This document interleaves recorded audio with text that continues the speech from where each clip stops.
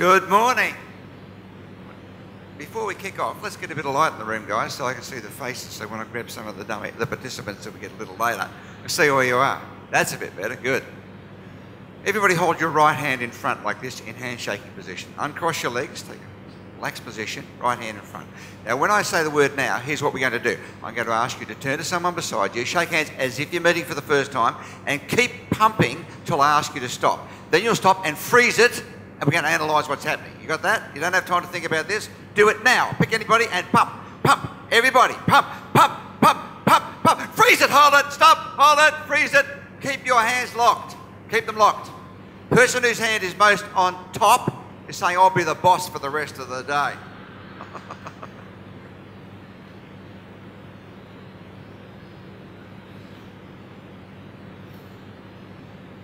Now, when you meet people for the very first time,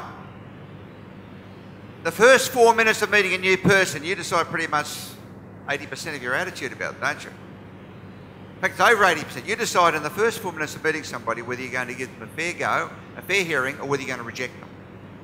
And the first thing that's likely to happen is this thing called a handshake. And I'm going to try a couple of the front row here. You get 1 to 3 feelings when you lock hands with people. The first feeling is, that feels pretty good. Actually, I think you and I will get on pretty well. I think we could do business together. I think we're going to get on well. That was a good one. Let's try a second one. Okay. Just check my cash, see if it's still all there. Yeah. I felt a bit intimidated then. Let's try the third one. Yes, you'll do anything I want, won't you? Now, actually, you all had roughly the same handshake, but you do get 1 to 3 gut feelings. It has to do with 2 things. One is the angle of the hand, and second is the power of the hand. Now, I'll demonstrate.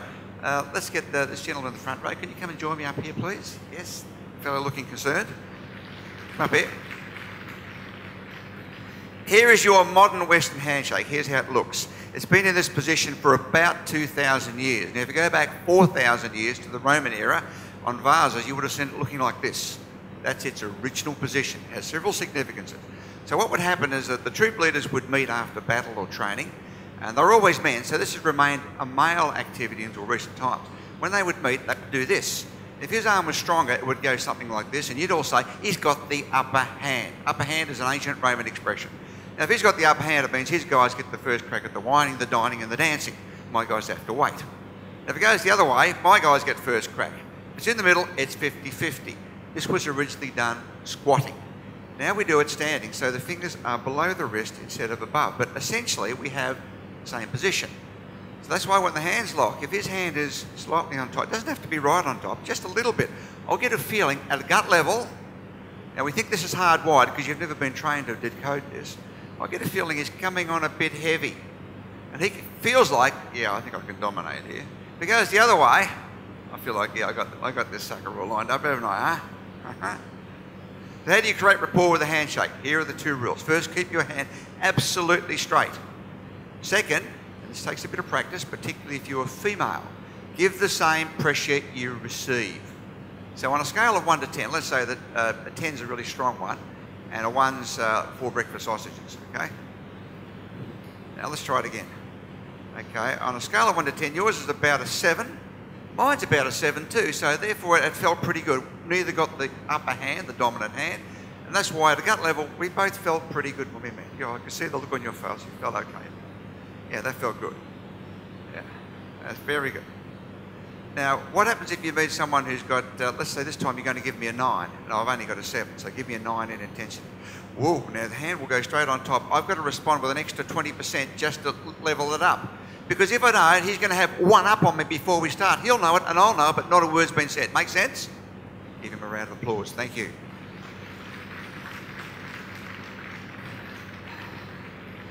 Now, there are more connections between your brain and the palm of your hands than any other body part. Did you know this? More connections between the brain and the palm of the hands, including men, ladies, than any other body part. So clearly the palms have evolved as a very important part of human beings, and they are. They make your bed, they brush your hair, they do small artwork, they do handshakes, they play the piano. In fact, they do more things than most other body parts. But here's my question to you. When you're dealing with people where you want to persuade them, convince them, get them on side, you want to get them to say yes to whatever you're proposing, whether it's that job or that date, or just to get your idea and accept it, where are your palms as you're talking? Now, this is something that most people have never considered. Never. You know, after the session, you'll consider it, you'll think about it, and later today, you'll start to realise things about why people respond to you in the way they do that you've never thought about. Here's what I'm going to do. I'm going to say the same thing 3 times. I'm going to change only what I do with the palms of my hands. Now, I keep my body fairly still, so I don't use any other body signals to infiltrate this. And I'll keep my voice as close to the same as I can. I say as close as I can because we know that when you change your body language, it's hardwired in your brain to change the way you sound. So I'll try to keep it as close as I can sound-wise. And I'll use exactly the same words, same instruction 3 times. Now, your task is to decide, do you accept what I'm saying? Do you want to do it, or do you reject me? Do you want to fight me, or do you want to go along with it? You want to say yes or no. That's all you've got to do. Okay, we're clear on this? Here we go. First instruction. Now, don't do this, just imagine this is what we're going to do. Now, in a moment, I'm going to ask the people who are sitting in these seats here, I'll invite you to come and sit on this side of the room, please. And I'll invite the people here to take their seats. Now, those in the back of the room can come forward to the front, and those of you in the front can sit anywhere you choose. Now, raise your hand if you feel okay about what I'm asking. Who feels okay? Raise your hand. Okay, so just about all of you are prepared to do what I want. You don't even know what it is, but you're prepared to get up and do what I want because you feel like I won't threaten you, I won't intimidate you, Allan won't make me look silly. This could be a bit of fun. That's what your mind's thinking because I use a signal that appealed to your ancient brain. Let's try the second instruction. Same words, same voice, changing only the palm. Here we go. Now I'm going to ask the people sitting on this side of the room here, I'll invite you to come and take these seats, and the people there, if you can sit over here, please. Those at the back, come forward, please, and sit here, and those in the front can sit anywhere they like. Give me a word that goes with this. What are you feeling? A word. Okay, who feels like you're getting an order? Raise your hand if you've got an order. Okay, think about this. So are you telling me that all I have to do is change my palms from an upward position where you wanted to do anything I wanted without question? Now I've turned it over. Now you're saying to yourself, hang on a minute, this guy's giving me an order. Well, maybe I don't want to do that. I'm an independent. I'll just check it all out. Make me laugh, funny guy. So now, many of you are resisting. Let's try the third approach. Now, I'm going to ask the people sitting in these seats here, if you can come and sit over this side of the room, please, and those in those seats can sit here. At the back of the room, if you can come forward, please, sit here. And those in the front can go anywhere you like. Now, give me a word that goes with this, a word. Not a gesture, a word. I guess that was a word. What are you feeling with this? Well, this is more than an order. This is a directive. You have no choice, and you're an idiot. So we tested this in a very simple way. We've got an audience to sit in a room like this. We've got a speaker to present a proposal. It took around 20 minutes. They had to convince the audience to go along with the proposal. The speaker was instructed to do the same thing 3 times with 3 audiences, same demographic. We just changed the audiences. Now, the first time the speaker spoke, primarily using palm up position, like this. So that was the way the proposal worked. And here's the bottom line. It would work for you, sir. It would work for you, ma'am. It would work in Australia. It would work in America. It would work, and that's the way they did it for the first proposal. We moved that audience out, put in a second audience now. Same presentations given to the same demographic audience now, but a different audience using palm down. Here's the way the deal works. There's the bottom line. It would work for you. It would work for you. It would work in America. It would work in the United States and in Iceland. Move that audience out, put in a third one. Now give the same presentation using finger pointing. Here's the way it works. The bottom line's there and there. It'll work for you, and America, Australia, and Africa. Now we survey all 3 audiences looking for 2 things. First, with a simple test, how much could they recall of what the deal was about? In other words, we're looking for how much were they listening to the deal as opposed to judging the speaker. Secondly, from a list of adjectives, we asked them to tick the adjectives that best describe how you felt about the speaker. Do you reckon there was any difference? You already know the answer, don't you? You know the answer already without even seeing the results. That the palm up speaker had up to 40% more retention of the deal than the palm down speaker. The palm up speaker had the best adjectives: laid back, friendly, humorous, engaging. As soon as the palms turned over, authoritative, management, telling me what to do, pushing. When the finger came out, nobody could remember much, and they got the worst adjectives about that person. Now here's my question for you. What's your prominent position? You have a dominant position of one of these, and which is yours? Most people have never considered, but you've got one that you are using primarily when you're dealing with others. Now, is it up? Is it over? It's a finger. Now, we know the palm down, historically, is a power signal. There's more power, in fact, 4 times more power in your hands facing down than up. Think of famous examples like Adolf Hitler. The Nazi salute went, "Hail Hitler." And it frightened everybody. How would he have gone if he had gone, Hail Hitler? Nobody's going to follow Hail Hitler. That's scary. That's submission. Now, here's the good news about this, that you can change and modify your hand signals with a little practice. Now, when you first start to do this, what happens if later today or tonight you suddenly discover you're a finger pointer? Like you're talking to a few of your friends that are here and you've forgotten all about it, and you're talking and they're watching, looking at your hand. And there it is, hitting these silly idiots on the head, knocking them into submission. Now, the thing about body language, it's an outward reflection of your emotional condition. All body language shows is how you're feeling. Whatever attitude or emotion you're feeling is likely to be reflected in a gesture, movement, or posture. Now, the reverse is true as well. If you intentionally take certain positions or postures, then you'll start to feel the emotions that go with it. For example, everybody copy this.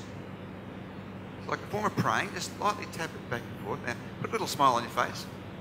No teeth. Call out your attitude. How do you feel when you do this? Yeah, you're hatching a good plan, aren't you? You're pretty smart.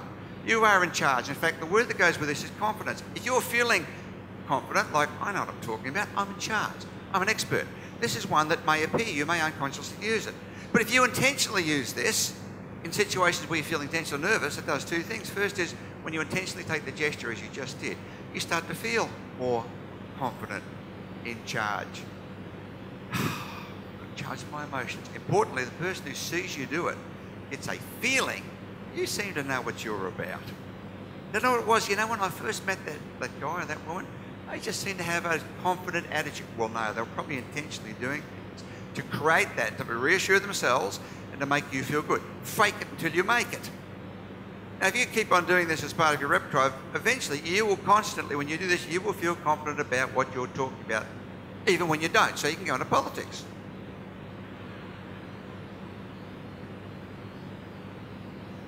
So here's my question for you. What is your dominant position? Palm up, palm over, finger point.